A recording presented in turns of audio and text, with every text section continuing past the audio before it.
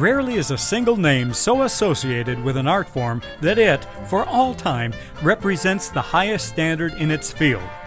Mention the name Liberace, and a unique brand of flamboyant showmanship comes to mind. The name Picasso conjures up images of Cubist masterpieces, while Beethoven has evolved into an umbrella term often associated with the highest achievements in classical music.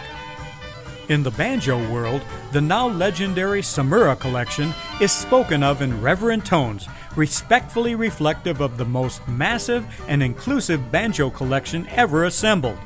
But, like Liberace, Picasso, and Beethoven, Tsumura had a first name and early life long before becoming inextricably tied to the once-in-a-world banjo collection which bore his name.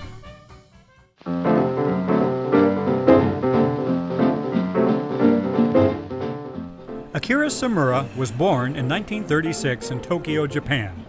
As a child, he often suffered from asthma attacks and was forced to take extended absences from school. Developing ways to entertain himself, Akira learned to play different musical instruments.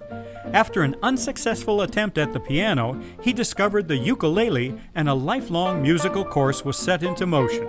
Later, upon hearing Count Basie's 1 O'Clock Jump and its electrifying rhythm section, Akira not only learned to play guitar, but discovered a passion for American jazz as well. His circle became complete when a college friend encouraged him to play banjo with his Dixieland Jazz Band. With the purchase of a used K banjo for $20, Akira Tsumura's love affair with the banjo had begun.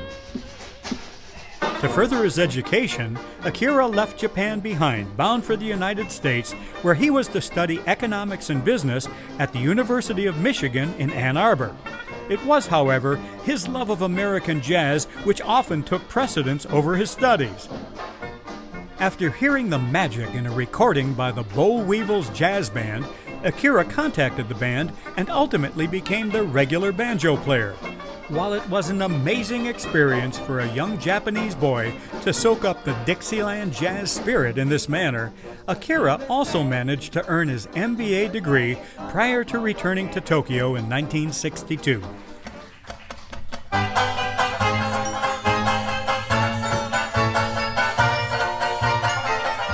While working in his family's business in Japan, Akira formed his own Dixieland jazz band called the Storyville Dandies.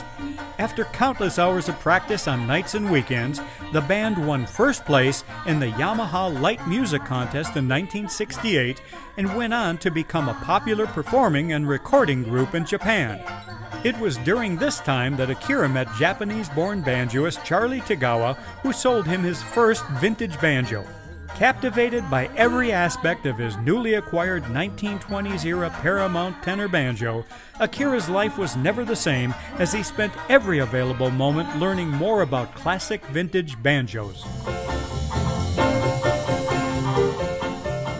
As the banjo was not a mainstay in Japanese music, Akira turned to banjo experts and publications from around the world to satisfy his insatiable banjo curiosity.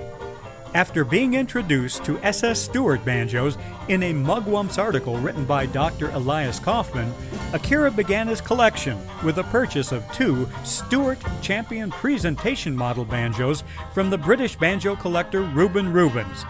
Although hundreds of banjos have passed through his hands during his lifetime, Tsumura still holds tight to these 2 special banjos as a constant source of inspiration and energy.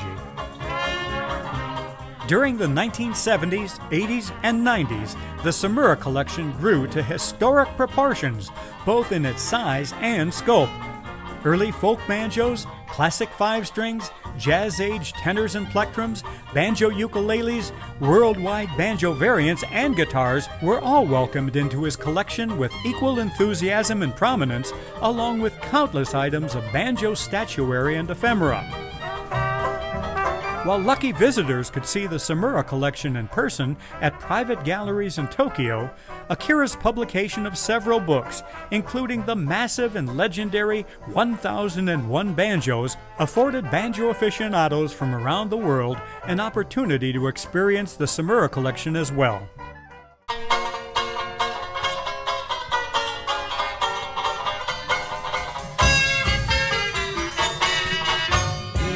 Through his collection, coupled with a serious passion for classic American jazz, Akira Tsumura has devoted much of his lifetime to a labor of love which, simply put, has broadened not only Japan's, but the world's perception of the history of the banjo, as well as the broad scope of music it is capable of creating.